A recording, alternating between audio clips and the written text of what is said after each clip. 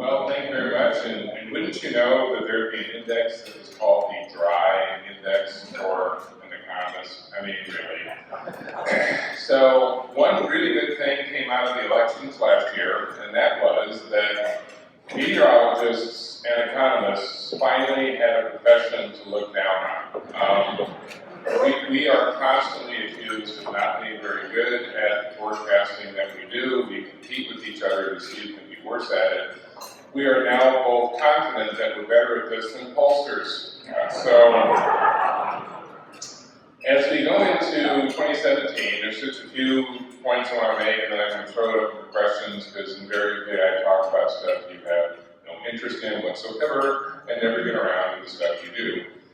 Many of the things that we're going to be dealing with in 2017, we started dealing with in 2016. So in some respects, it really didn't matter who won the presidency. These were trends that we're going to be carrying through into 2017. There are also things that were going to be pretty different, that with the new administration, with new emphasis, new priorities, different things are going to come to the fore, and things that were important, we're going to start fading a little bit. The three things that we began to see in 2016 that we'll see bloom in 2017, one is interest rates. We saw them go up in December. Now, granted, we thought they were going to go up in June, and we thought they were going to go up in September, but they finally went up in December.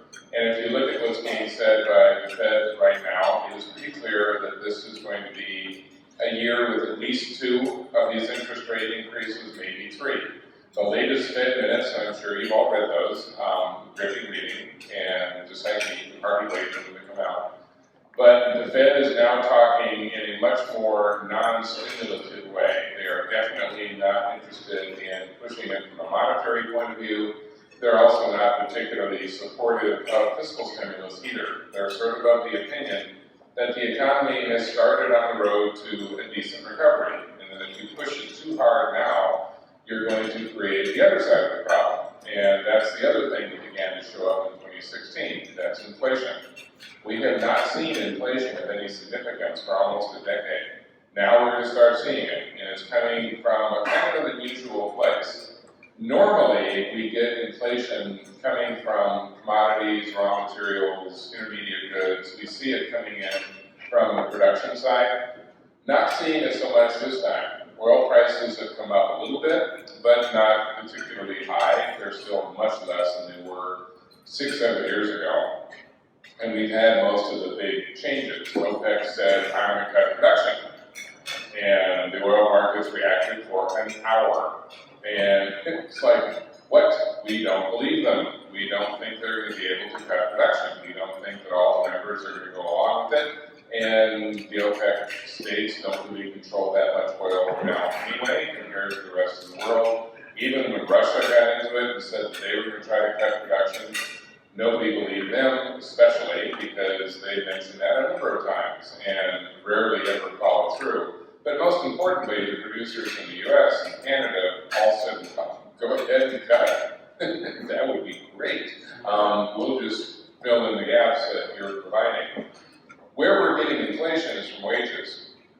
It's not coming universally. It's not that the entire wage structure is going up. We've seen about a 2.6% increase in wages in about the last year.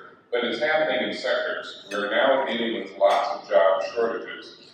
Every time during the campaign, somebody would start talking about creating jobs, I wanted to throw something at the TV, because it's like, we do not need to create any more jobs. We need to fill the ones we have. We have 8 to 9 million jobs going unfilled in this country right now. We have around 90 million people unemployed. Do the math. If you could put the people who are looking for work into the jobs that are available, then you wouldn't have much of a problem. The problem is that the jobs that are available require skills and background and education that we're not doing a very good job of providing. As mentioned in the introduction, I'm the economist for the fabricators and manufacturers. These are mostly small to mid-sized job shops, mostly involved in the metal industry. Just the members of the FNA, we have chronicled over 500,000 available jobs that have been available for over a year. The average age of an industrial welder in the U.S. today is now 67 years old. and we're not producing any new ones. The pipeline just isn't there. We don't teach it in schools. High schools have, for the most part, given up trying to keep up with industrial arts and shop. It's expensive. I mean, back when I was going to high school, I mean, you had a couple of drill presses and a lathe, and a teacher with fingers like this. And now you've got to have computer-aided technology, and you've got to have sophisticated equipment, or there's no point, and schools can't keep up with it. We are short 300,000 truck drivers. We are short construction workers. Right now, there is a housing shortage in Dallas because Dallas is growing very fast. The wait for a drywall crew in Dallas is now over a year. So if you're trying to build a home, it's like, it's going to take 3 years to get your home built from the point that you buy it. There are not enough people to put up houses. That's becoming a problem because A, in order to get the people you need, you're going to have to pay them more, but more importantly, if you want to protect your own workers from being poached, you're going to have to pay them more as well. So we're starting to see inflation coming at us from that perspective. It's not out of control. We're not looking at hyperinflation, but we're coming up on 2% at the core, maybe 3.5%, 4% when it comes to headline inflation. If we should get some kind of boost in terms of gas pricing or some other commodity, that would push it even further. The third thing that we started to see and is manifesting more aggressively now is the strength of the dollar, which is kind of related to the other two. The dollar has gone up in value because we're the only game in town. If you're an investor in Europe or Japan or elsewhere in Asia, there's no place to put your money. The only place you're going to get a return is here. And the markets are reflecting it. Almost a quarter of the money that's in our market right now is foreign, which is great for us. I mean, it's pushing the markets up to record levels. The danger is that we become a little bit like one of those emerging market states where we're the hottest thing since sliced bread until something changes. If somehow Europe gets its act together, if somehow there's a better opportunity for investors elsewhere, the money will come crashing out of our system as fast as it can. Now, the good news is there's no sign whatsoever that Europe is going to pull its act together this year, and there does not seem to be much good news coming out of Asia either. So I think we're safe for the time being, but kind of keep an eye on it, because as that investment money tries to look for someplace else to go, it may leave the U.S. We, on the other hand, are raising interest rates, makes us that much stickier for the investment. There's 2 or 3 other things to be aware of as we go forward, and more, I guess, to do with the political side of things. During the campaign, a lot of conversation about things like infrastructure and regulation and tax reform. All these were pretty safe discussions in a political year. I mean, who could be against infrastructure? I hate roads. I mean, you just don't get many people doing that. The challenge with infrastructure has always been, how are we going to pay for it? And one of the things to be aware of, and I think we're sort of seeing this play out as the nomination hearings are taking place, this is a different kind of presidential organization than we saw in the last couple of administrations. There's sort of 2 ways that presidents have organized their government. You have had the technique of bringing together people that are already very close to you, already know you, already have ties to you, have personal loyalties to you. That was the Obama administration, Clinton administration, Jimmy Carter, the Bushes were like that. But then you've got the Reagan approach, and this seems to be the approach that Trump is taking. Reagan put together people who he didn't know, who often didn't like each other. And he more or less had the opinion that you throw 2 people in a pit, and whichever one survives, you pay attention to. People would ask him, how do you work with people who are smarter than you? And he goes, of course they're smarter than me. That's why I picked them. But I'm one thing they're not. I'm president. So at the end of the day, I get to make the call. What you're going to see is more of a CEO approach to leadership. And we all know how that works. I mean, I've worked for organizations in a consulting capacity for years, and you'll get the situation where the chief marketing officer and the chief financial officer are put in the same room, and the CEO walks away and waits for the CMO to go, spend, spend, spend, marketing, spend, spend, come on, spend money, and the CFO is going, spend nothing. save money, spend nothing. Any CEO comes back about 2 hours later to see who survived. And whoever is the winner in that battle gets the call. Reagan has people who are diametrically opposed to each other. You want to spend $1 trillion on infrastructure. The man that he put in charge of the budget is the Tea Party guy that has declared that he does not want to see another dime spent on anything until the debt is retired entirely. Okay, so that's going to be an interesting conversation. There has been discussion about trying to bring private money into the infrastructure discussion, and that has been done successfully here and in other countries. The challenge is that the private sector is only interested in something that has a revenue stream. They will be excited about toll roads and toll bridges and airport fees and seaport fees. They are not going to want to fix potholes on I-70 unless it becomes a toll road. And it's going to be difficult to find money for sort of the non-revenue generating infrastructure. Plus the fact that we have to look at infrastructure in a much more broad context. We think of it in terms of transportation, but in reality, the single biggest need we have when it comes to infrastructure is rural broadband.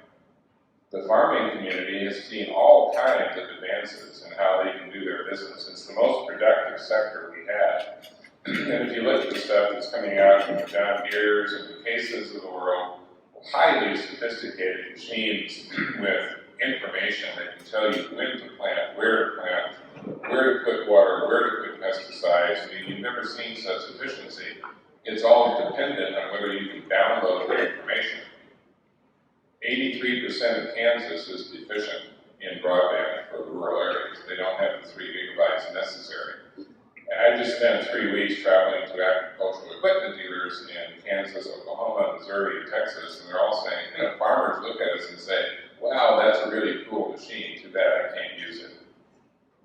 And I'm not going to pay for it if I can't get connection. So that's going to be something that we'll have to pay close attention to. We're also talking about deregulation.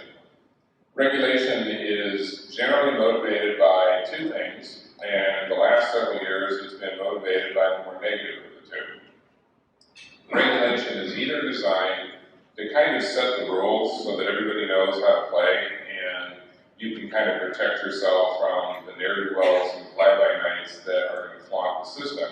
Or it can be a punitive, I'm going to get even with you approach. And lately, we've been doing a lot of that. I mean, a reaction to the financial crisis in 2008, 2009 was punitive. We're going to punish those banks. Really? What? And while we were trying to punish the half a dozen banks that were causing all the problems, why exactly did you decide to punish 7,000 community banks in the process? I mean, what do they have to do with this? So we need to get away from that kind of punitive. We're all sort of familiar with it from a corporate point of view. My favorite example always is dress codes. Everybody's been through this, Bob shows up one day wearing a pink tutu, and you're like, oh God, it's like, this is not appropriate. So instead of just taking Bob aside and saying, is there something you'd like to discuss? Are we having some issues? No, you form a dress code committee. And by the end of this process, virtually everything that anybody ever wanted to wear is now banned because somebody has decided that it's all distracting. And it's just like, really, could you not have just talked to Bob? And a lot of our regulations like that. The challenge with changing it is that most of the regulation we deal with is in place due to law. There was a court case involved at some point.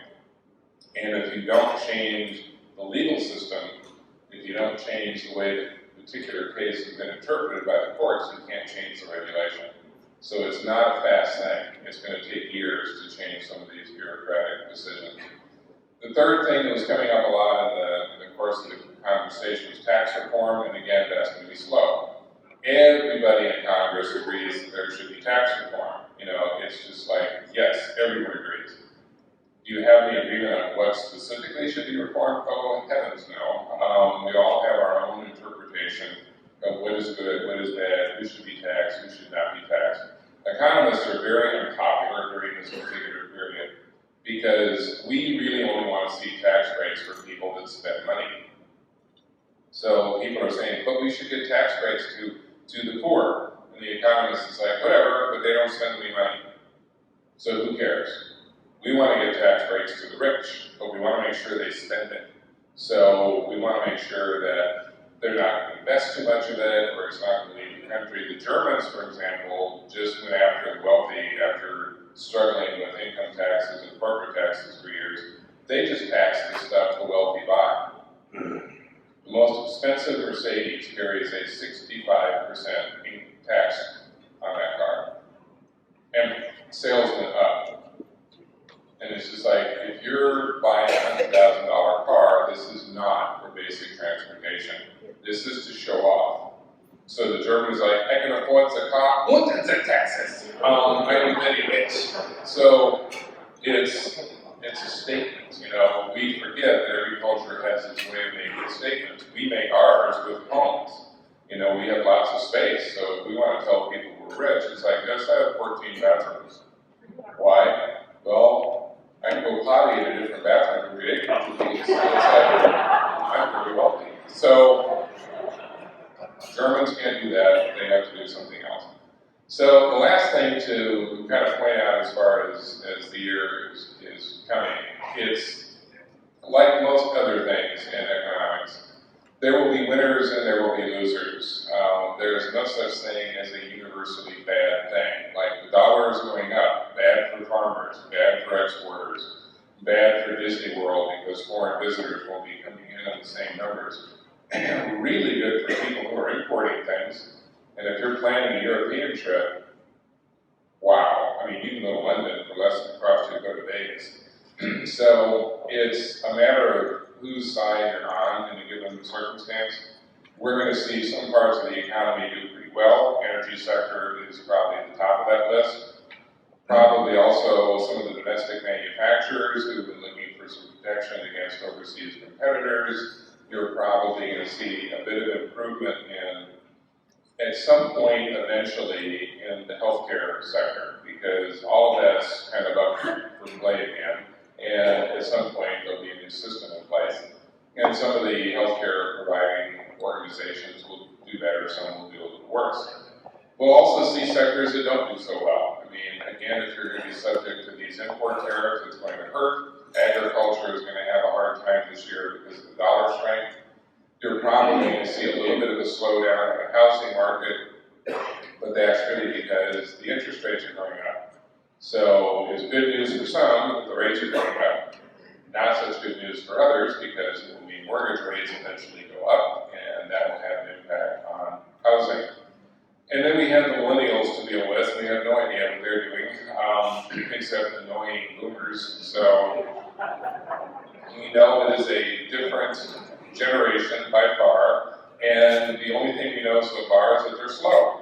They're slow to do the things that we customarily did.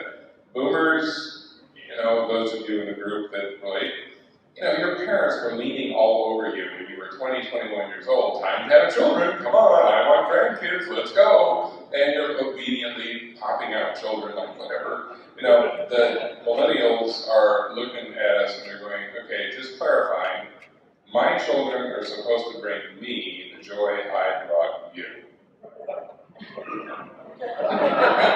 It's like, I don't think so. So they've been very slow to have kids, and I've also noticed a phenomenon within the millennial generation. Within each family, there is a designated birther. There is one sister that has all the kids, and everybody else borrows them. You know, so it's kind of like, you get this one completely put upon sibling who goes, what did I ever do to you? So we'll just have to see how they develop in terms of the consumer. So far, we know they don't accumulate the way boomers do. Maybe they don't have enough money, but they're also experienced buyers. This is a generation that would rather spend money on a concert, on travel, on fine dining, than they would on a toy. You know, and the boomers, I mean, we're still living under the impression that he who dies with the most stuff wins. So that will be a legacy change as we go through this. So with that to think about, what questions do you have so I can get into something relevant? Thank you, Doctor, very much for an interesting presentation. anybody concerned about the national debt? Any interest on that other than me? Well, we seem to be in a minority, don't we? That was the big thing a few years back. So far, within the context of the Trump administration, you do have one of the Tea Party guys that was very concerned about the debt. But it seems like all of a sudden everybody is just like, debt, what debt? It's huge. I mean, it is 110% of our GDP, and we're supposed to be no more than 60%. How do we deal with it? We still don't have a good solution. It has either been cut spending or raise revenue. Neither one of these things have been too popular, or to grow fast enough to get out of the situation. 2.5% growth isn't fast enough. We need to be up around 4.5%, 5.5% consistently if we're going to pay down the debt. The good news, if there is any, is that for the U.S. to carry debt isn't crippling. We're the biggest deal in town. Our bonds still have value. It's like a fabulously wealthy person that has lots of outstanding debt. They can keep paying on it. It's not going to cripple them entirely. But each year, debt service goes up. It's almost 20% of the federal budget now, and it keeps going up. And so every year, just like if an individual carries too much debt, there's stuff you can't do. You've got to make your payment to MasterCard before you can do it. So I continue to be worried about it, but most economists I know continue to be worried about it, but politicians don't seem to be worried about it. What do you see happening with the Affordable Care Act, and alternatively, the best way to deal with it? Yeah, the Affordable Care Act, of course, was a big issue in the campaign, and when you ask an economist, we get that same kind of non-answer, which is like, we have not liked this from the very beginning because we're going after the wrong problem first. I spoke to a group of plumbers one time, and he says, to put this in the context of my profession, this is like discovering you have a massive leak in your basement.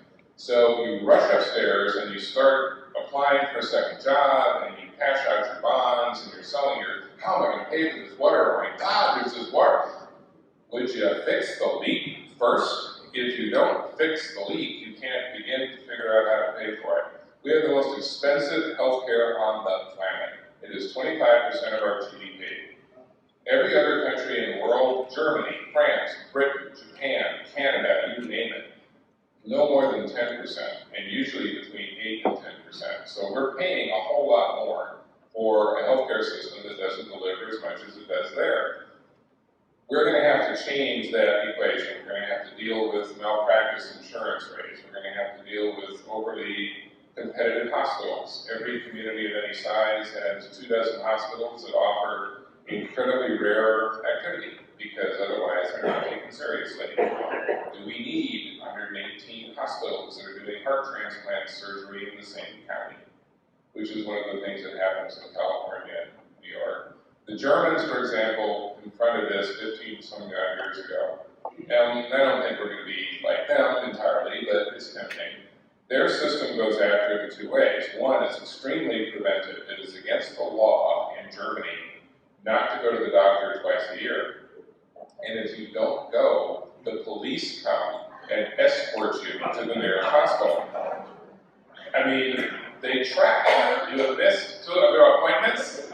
You are not going to be sick and not know it. It's like this is going to. And the Germans are pretty rigid at the end of life as well. I mean, most of our medical expense is last year of life. We go through tremendous effort to keep people alive. The Germans, as a friend of mine from Germany puts it, you are sick, you are old, goodbye.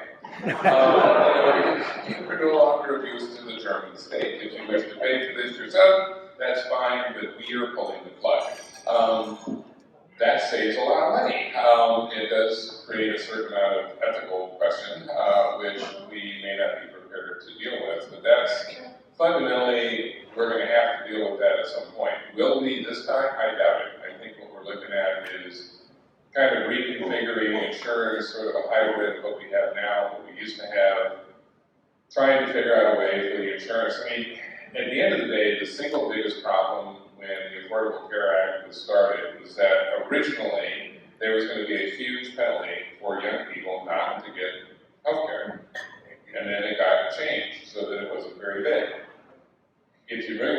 people to sign up for healthcare when they don't think they need to and they're perfectly healthy, just say either sign up for healthcare or I'm going to fine you $50,000. So buy the cheap healthcare policy, you nit, and all of a sudden you've got the system that works. We do it with car insurance. We're all required to buy car insurance. 92% of us will never use it, ever. I mean, we won't get in wrecks, and even if we do, we'll behave like I did. If I give you $500, so you just take care of this and not tell anybody. So, anything else? Yes, I have a question. Thanks for coming to speak. Sure. It's really informative. As a millennial, I know we've been considered special snowflakes, so that's great. In regards to having kids later in life, and also we haven't been buying houses, we've been staying in apartments or renting places for a longer period of time in the previous generation. What are some of the biggest contributing factors that you see?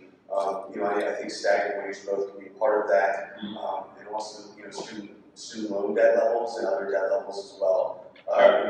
There's lots of reasons for the millennial to have delayed some of these decisions. Some of them are economic. This is a generation that came into existence during a recession and is still behind the 8 ball when it comes to income. The student loan situation is still mammoth. We've changed a lot of the rules about student loans. One of the things that's going to be a problem for all taxpayers is that in order to help people deal with the student loans a few years ago, we made it so that if you took a job working for the government or a not-for-profit, you would be able to index your student loan payment to what you make. And after 10 years of doing that, whatever student loan debt you still have is forgiven. Right now, we're on the hook for $105 billion for people who've done that. So it's now a taxpayer responsibility, not the borrowers.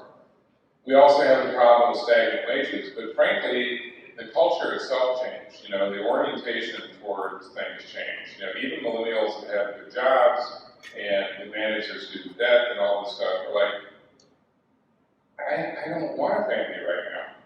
I know that this is more responsibility. I'm not ready for this. I don't want to give up being with my friends and doing what I want to do. I still want to travel. I still want to do stuff. They're not as enamored with kind of the rules of the past. They look at what happened to their parents and grandparents and said, look, you worked for this company for 40, 50 years. You did what they told you. You took all the sacrifices, and then things went south, and then they fired you. And you're 52 years old, and you have no job. What's appealing to that, do you think, to me? It's like, I don't want to make that sacrifice so they can shaft me in the end. So, and they look at, I have a friend who's had that conversation with his millennial son, who's very successful, and why aren't you doing all this? And I said, Dad, you have a garage full of things you never use. You have 2 Harleys. I have not seen you on that motorcycle in 8 years. You work too much to afford to, well, yeah, but I have one. It's just like, the point is, why? I have a friend who has a boat, and every year I see it parked in his driveway because he's repairing the damage from the raccoons. Are you ever actually on the boat? No! So in other words, you're just kind of a raccoon support group. I hope that's satisfying to you. I've got a question about PK-12 education and the value. The person who's been picked to be the Secretary of Education doesn't apparently have a large background or body of knowledge of public education. And I'd like for you to tell us a little bit about the economic benefit and societal benefit in public education and why we shouldn't throw that baby out with the bathwater. Exactly. Well, the challenge with education is always that if you look at the relative powers of the education secretary, they're minimal, because education is determined by local school boards and by states and by the communities they're in. That's where the real fights take place. When you get at the federal level is where do they throw money? Where are they going to support this kind of program, that kind of program? And so it matters, but it doesn't really affect policy locally at a particularly important level. The challenge with education is that we are faced with a society that needs a lot of different kinds of training some of which is affordable, some isn't. If you look at the manufacturing sector and the construction sector, they're very frustrated with traditional public education. They don't get anybody. You know, it's kind of like, yeah, you're training every one of these kids. I'm going to go to college, I'm going to go to college, I'm going to go to college. And they're like, what? Not all of you are going to go to college. When I used to teach, one of the things that I determined was that after reading Howard Gardner's works, 25% of the public is a kinetic learner. They learn with their hands. If you want to completely lose a kinetic learner, do this. Lecture to them. This is the worst way to teach a kinetic learner. And I really miss styrofoam cups because I could always tell my kinetic learners, because within about 5 seconds there's a pile of styrofoam sitting in front of us. Who's busy here? We're going to stop. You know, so we've got to be better at figuring out what the country needs, what the individuals need. The woeful ignorance of how people make money is problematic. It's affecting schools at the K-12, it's affecting college, it's affecting graduate school. I have a friend up in Rockford who takes high school kids to come see his welding operation, and they're all expecting to see sparks and welding hats and all this kind of stuff. He walks into his room and it's full of people with microscopes. And all the students are like, where's the welding? Right there. That's a microscope. Yeah, I know. We weld metal that's thinner than a human hair. We do work for NASA. We weld under a microscope. I didn't know that was possible. You know, it's like, we need attention paid to this, but it almost has to come state by state, region by region. The good news for this area, we have one of the best educational systems for every level of the economy that you'll see in the country. I travel all over the place. We have high schools that focus on the industrial arts. We have community colleges. I mean, the connection between Metropolitan Community College and Harley is a nationwide model of how you interact with the private sector. The colleges around here get it. The high schools around here get it. The grade schools around here get it. We need to protect that. And regardless of who ends up as Secretary of Education, the real defense of our education system is local, is making sure that it doesn't get robbed of money by the states, that it doesn't get robbed of money by school boards that don't understand it. And the more that we engage, if there's any place where the average person can get engaged in their politics and in their world, it's the school board. Everything else kind of secondary. Al? Sure, it's a question, Al. You talk about industries being part of the solution. In the 90s, the printing industries of America selected Kansas City. And we were allowed, anytime a printer was fined or had a problem, we were allowed to come up with a solution instead of a big fine and some other results. And from that came a lot of inks that are vegetable and things like that. Are there any industries today that government is trying to say, we don't know a damn thing about what you're doing, but help us come up with some decent regulations? It's really hard to get the average government bureaucrat to say, I don't know anything about this. It's like, you know, there are efforts underway, a lot within the manufacturing community, because there's a desire not to be adversarial. And when you look at what happens in the manufacturing world, more than ever, you need cooperation. You need the schools engaged, you need government engaged, just on such basic things as zoning. You know, where do you put a manufacturing organization? One of the most interesting pieces of information I run across lately, the lowest unemployment rates in the country are smack in the middle of the country. There's a swath that goes right down the middle of the country from north to south, where unemployment is consistently less than it is anyplace else in the United States. And lots of reasons for this. Part of it is that this is where the manufacturing often takes place, particularly the small to mid-sized companies. But one of the more interesting kind of community cooperation approaches, when I was talking to these farm dealer groups, and I said, what do you think's happening? And they said, look at the rural ethic. And this happens in all of our communities. And it's happened to almost every one of these guys that runs the dealership. He says, one day you wake up and, find out Bob lost his job. You're like, oh man, Bob's got 3 kids, and his wife hasn't been doing real good, and his dad is sick, he needs a job. Well, I don't really need to hire anybody, but I want to look at Bob in church this Sunday and look at him and say, wow, your life's going to hell, isn't it? So I give him a job. I can always find another job for a technician. I can always find another kind of guy. On average, rural businesses hire 10 to 15% more than they have to. And it's just, what else can you do? These are people you know. You can't look them in the eye and say, I don't care about you. So getting those kind of levels of cooperation, the manufacturing groups that are out in the rural areas group together and try to find solutions to things, try to find ways to get into new markets, try to develop capabilities in cooperation with each other. Because the model you're describing is what the Germans did for years. I mean, this was the origin of Porter's diamond. Michael Porter was a Harvard professor who's legendary for his work on competitiveness. And German printing presses stayed ahead of the curve simply because they were surrounded by companies that made paper and ink.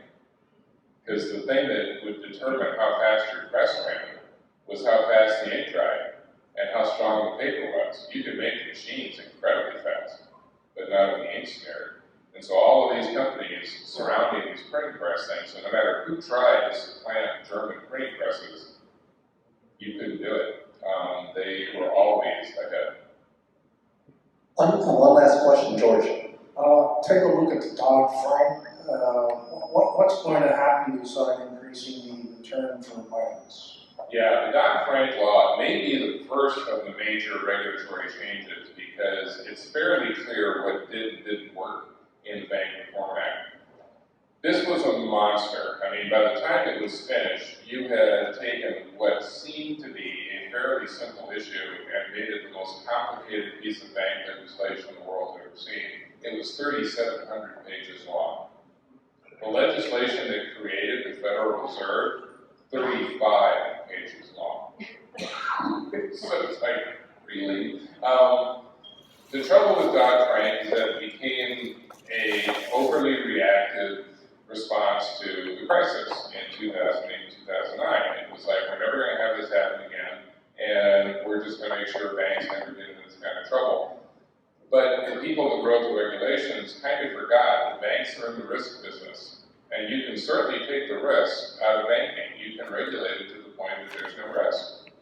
Of course, they're never going to make any loans, and the only people who can get a loan are people who can prove that they don't need one under any circumstances whatsoever.